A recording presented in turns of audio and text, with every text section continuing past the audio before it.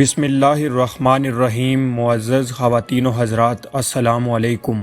پیارے دوستو، آج کی اس ویڈیو میں ہم آپ کے ساتھ حضرت سیدنا عمیر بن سعد انصاری رضی اللہ تعالی عنہ کا ایک خوبصورت واقعہ سنائیں گے، اور آج آپ کو حضرت عمر رضی اللہ تعالی عنہ کی ایک عجیب خواہش کے بارے میں بھی بتائیں گے۔ ویڈیو بہت ہی مزیدار ہوگی، اس لیے آپ سے گزارش ہے کہ ہماری اس ویڈیو کو آخر تک ضرور دیکھیے گا۔ حضرت سیدنا عمیر بن سعد انصاری صحابی رسول صلی اللہ علیہ وسلم تھے۔ وہ فرماتے ہیں کہ حضرت سیدنا عمر بن خطاب رضی اللہ تعالی عنہ نے انہیں حمص کا گورنر بنا کر بھیجا۔ 1 سال گزر گیا لیکن ان کی کوئی خبر نہ آئی۔ حضرت سیدنا فاروق اعظم نے کاتب کو بلایا اور فرمایا، عمیر کی طرف خط لکھو کہ جیسے ہی تمہیں میرا یہ خط ملے فوراً میرے پاس چلے آؤ، مال غنیمت و خراج وغیرہ بھی ساتھ لیتے آنا۔ جب حضرت سیدنا عمیر بن سعد کو امیر المومنین حضرت عمر کا وہ خط ملا تو آپ نے اپنا تھیلا اٹھایا، اس میں زاد راہ اور ایک پیالہ رکھا، پانی کا برتن بھر لیا، پھر اپنی لاٹھی اٹھا کر پیدل ہی سفر کرتے ہوئے مدینہ منورہ پہنچ گئے۔ آپ رضی اللہ تعالی عنہ حضرت سیدنا عمر کی خدمت میں اس حال میں حاضر ہوئے کہ آپ کا چہرہ گرد آلود اور رنگ متغیر ہو چکا تھا، اور طویل سفر کے آثار چہرے پر ظاہر تھے۔ آپ رضی اللہ تعالی عنہ نے حاضر ہوتے ہی کہا، السلام علیکم یا امیر المومنین۔ حضرت سیدنا عمر رضی اللہ تعالی عنہ نے سلام کا جواب دیا اور پوچھا، اے عمیر، تمہارا کیا حال ہے؟ حضرت سیدنا عمیر نے عرض کیا، میرا وہی حال ہے جو آپ دیکھ رہے ہیں۔ کیا آپ یہ نہیں دیکھ رہے کہ میں صحیح اور سالم ہوں اور دنیا میرے ساتھ ہے جسے میں کھینچ رہا ہوں؟ حضرت سیدنا عمر رضی اللہ تعالی عنہ نے پوچھا، تم کیا کچھ لے کر آئے ہو؟ آپ رضی اللہ تعالی عنہ کا گمان تھا کہ شاید حضرت عمیر مال غنیمت وغیرہ ساتھ لائے ہوں گے۔ حضرت سیدنا عمیر نے عرض کی، میرے پاس ایک تھیلا ہے جس میں اپنا زاد راہ رکھتا ہوں، ایک پیالہ ہے جس میں کھانا کھاتا ہوں اور اسی سے اپنا سر اور کپڑے وغیرہ دھوتا ہوں، ایک پانی کا برتن ہے جس میں پانی پیتا ہوں اور وضو وغیرہ کرتا ہوں، اور ایک لاٹھی ہے جس پر ٹیک لگاتا ہوں، اور اگر کوئی دشمن آ جائے تو اسی لاٹھی سے اس کا مقابلہ کرتا ہوں۔ خدائے عز و جل کی قسم، اس کے علاوہ میرے پاس دنیاوی مال و متاع نہیں۔ حضرت سیدنا عمر رضی اللہ تعالی عنہ نے دریافت فرمایا، اے عمیر، کیا تم پیدل آئے ہو؟ انہوں نے عرض کی، جی ہاں۔ آپ رضی اللہ تعالی عنہ نے پوچھا، کیا مسلمانوں میں سے کوئی ایسا نہ تھا جو تمہیں سواری دیتا تاکہ تم اس پر سوار ہو کر آتے؟ آپ رضی اللہ تعالی عنہ نے عرض کی، نہیں، ان میں سے کسی نے مجھے کہا ہی نہیں اور نہ ہی میں نے کسی سے سوال کیا۔ حضرت سیدنا عمر رضی اللہ تعالی عنہ نے فرمایا، وہ کتنے برے لوگ ہیں جن کے پاس سے تم آئے ہو۔ حضرت سیدنا عمیر نے کہا، اے عمر، انہیں برا نہ کہیے، میں ان لوگوں کو صبح کی نماز پڑھتے ہوئے چھوڑ کر آیا ہوں، وہ اللہ عز و جل کی عبادت کرنے والے ہیں۔ حضرت عمر رضی اللہ تعالی عنہ نے پھر پوچھا، تم جس مال کی وصولی کے لیے بھیجے گئے تھے وہ کہاں ہے، اور تم نے وہاں رہ کر کیا کیا کام سر انجام دیے؟ حضرت سیدنا عمیر رضی اللہ تعالی عنہ نے عرض کی، آپ مجھ سے کیا پوچھنا چاہتے ہیں؟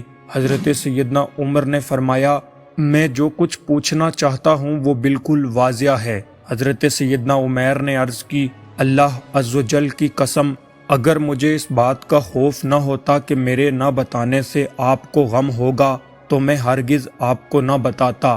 سنیے، جب آپ نے مجھے وہاں بھیجا تھا تو وہاں پہنچ کر میں نے وہاں کے تمام نیک لوگوں کو جمع کیا اور انہیں مال جمع کرنے کے لیے کہا۔ جب انہوں نے مال غنیمت اور جزیہ وغیرہ وہاں جمع کر لیا تو میں نے اس مال کو اس کے مصارف یعنی خرچ کرنے والی جگہوں میں خرچ کر دیا۔ اگر اس میں سے کچھ بچتا تو میں ضرور یہاں لے کر آتا۔ حضرت سیدنا عمر رضی اللہ تعالی عنہ نے دریافت فرمایا، کیا تم یہاں کچھ بھی لے کر نہیں آئے؟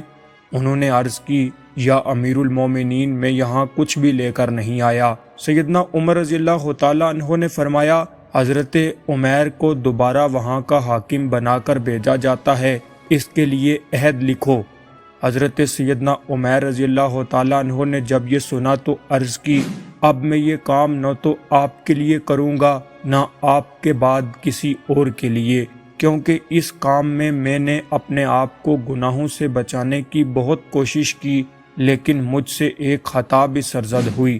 میں نے ایک نصرانی کو یہ کہہ دیا تھا کہ اللہ عز و جل تجھے رسوا کرے، حالانکہ وہ ہمیں جزیہ دیا کرتا تھا اور ذمی کافر کو اذیت دینا منع ہے، لہٰذا اب میں یہ عہدہ قبول نہیں کروں گا۔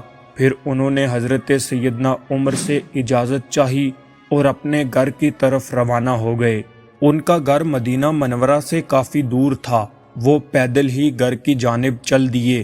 جب وہ چلے گئے تو حضرت سیدنا عمر رضی اللہ تعالیٰ عنہ نے فرمایا ان کے بارے میں تحقیق کرنی چاہیے، لہٰذا آپ رضی اللہ تعالیٰ عنہ نے حارث نامی ایک شخص کو بلایا اور اسے 100 دینار دے کر فرمایا تم حضرت عمیر کے پاس جاؤ اور وہاں مہمان بن کر رہو، اگر وہاں دولت کے کچھ آثار دیکھو تو واپس آ جانا، اور اگر انہیں تنگ دستی اور فکر و فاقہ کی حالت میں پاؤ تو یہ 100 دینار ان کے حوالے کر دینا۔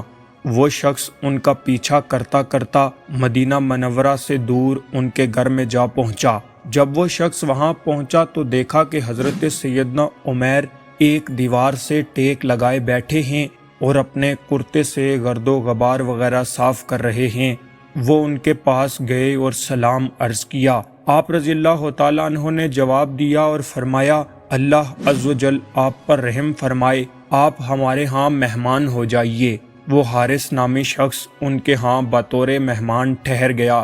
پھر حضرت سیدنا عمیر رضی اللہ تعالیٰ عنہ نے اس سے پوچھا آپ کہاں سے تشریف لائے ہیں؟ اس نے کہا میں مدینہ منورہ سے آیا ہوں۔ حضرت سیدنا عمیر نے پھر پوچھا امیر المومنین کو کس حال میں چھوڑ کر آئے ہو؟ جواب دیا وہ اچھی حالت میں ہیں۔ پھر آپ رضی اللہ تعالیٰ عنہ نے پوچھا کیا حضرت سیدنا عمر رضی اللہ تعالیٰ عنہ مجرموں کو سزا نہیں دیتے؟ اس نے کہا کیوں نہیں، وہ حدود قائم فرماتے ہیں، انہوں نے تو اپنے بیٹے پر بھی کسی خطا پر حد قائم فرمائی یہاں تک کہ وہ فوت ہو گئے۔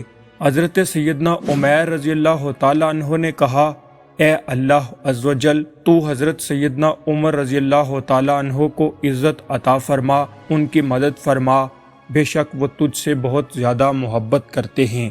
وہ شخص 3 دن تک سیدنا عمیر رضی اللہ تعالیٰ عنہ کے ہاں مہمان رہا۔ آپ کے ہاں ایک جو کی روٹی ہوتی جو اسے کھلا دیتے اور خود بھوکے رہتے، یہاں تک کہ آپ رضی اللہ تعالیٰ عنہ مشقت میں پڑ گئے اور آپ رضی اللہ تعالیٰ عنہ کو بہت پریشانی ہونے لگی، تو آپ رضی اللہ تعالیٰ عنہ نے اس سے معذرت کرتے ہوئے فرمایا ہمیں بہت زیادہ پریشانی کا سامنا ہے، اگر آپ مناسب سمجھیں تو ہم سے رخصت ہو جائیں۔ جب اس نے یہ سنا تو دینار نکال کر آپ رضی اللہ تعالیٰ عنہ کی بارگاہ میں پیش کیے اور کہا یہ امیر المومنین حضرت عمر بن خطاب رضی اللہ تعالیٰ عنہ نے آپ کے لیے بھیجے ہیں، انہیں قبول فرمائیے اور اپنی ضروریات میں استعمال کیجیے۔ جب آپ رضی اللہ تعالیٰ عنہ نے یہ سنا تو ایک زوردار چیخ ماری اور فرمایا مجھے ان کی کچھ حاجت نہیں، انہیں واپس لے جاؤ۔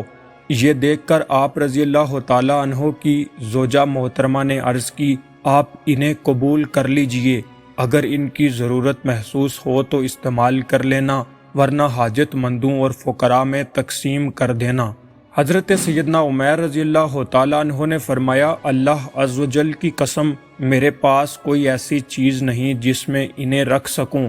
یہ سن کر آپ رضی اللہ تعالیٰ عنہ کی زوجہ محترمہ نے اپنے کرتے کا نیچے والا حصہ پھاڑ کر دیا اور کہا اس میں رکھ لیجئے۔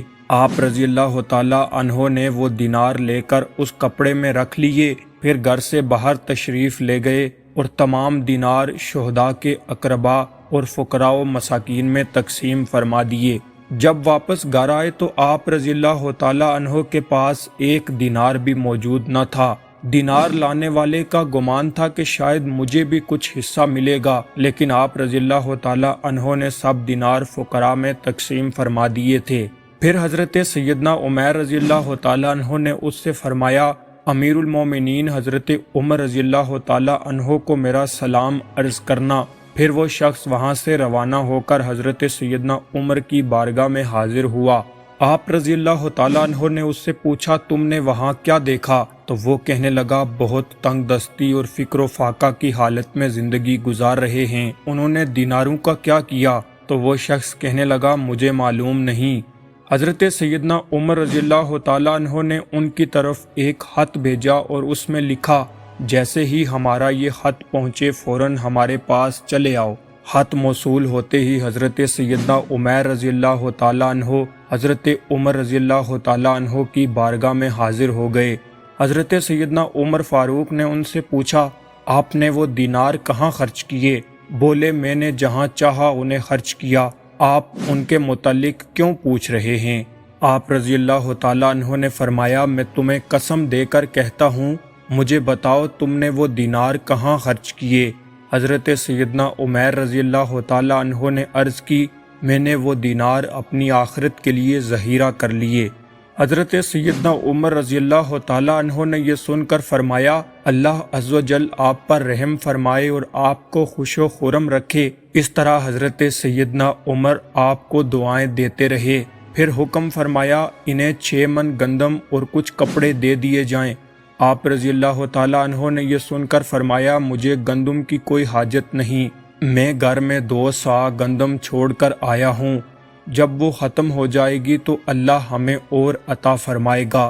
پس آپ رضی اللہ تعالیٰ عنہ نے وہ گندم قبول نہ فرمائی اور کپڑے بھی یہ کہہ کر لینے سے انکار کر دیا کہ فلاں غریب عورت کو ان کی حاجت ہے، مجھے دے دیجئے میں یہ کپڑے اسے دے دوں گا۔ پھر آپ رضی اللہ تعالیٰ عنہ اپنے گھر کی جانب روانہ ہو گئے اور کچھ عرصے بعد اسی تنگ دستی کی حالت میں آپ کا انتقال ہوا۔ جب حضرت سیدنا عمر فاروق اعظم رضی اللہ تعالیٰ عنہ کو ان کے وصال کی خبر ملی تو آپ کو بہت زیادہ صدمہ ہوا۔ آپ ان کی تدفین کے لیے پیدل ہی جنت البقیع کی طرف چل پڑے۔ بہت سے لوگ بھی آپ رضی اللہ تعالیٰ عنہ کے ساتھ تھے۔